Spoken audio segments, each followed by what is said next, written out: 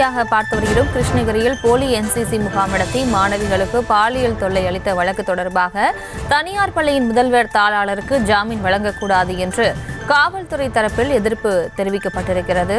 இது தொடர்பான அண்மை செய்தியை பார்த்து வருகிறோம். சம்பவம் தொடர்பாக முக்கிய குற்றவாளி சிவராமன் கைது செய்யப்பட்டார். மேலும் முகாம் நடந்த தனியார் பள்ளியினுடைய முதல்வர், தாளாளர் மற்றும் ஆசிரியர்களும் கைது செய்யப்பட்டனர்.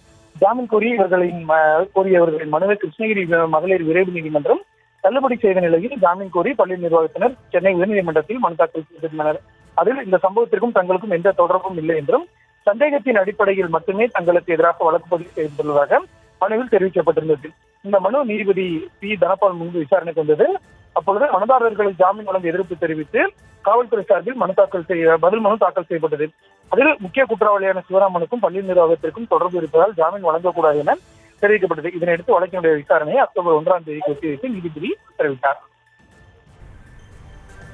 விவரங்களுக்கு நன்றி மதியழகன். செய்திகளை உடனுக்குடனும் துல்லியமாகவும் தெரிந்து கொள்ள சப்ஸ்கிரைப் பண்ணுங்க.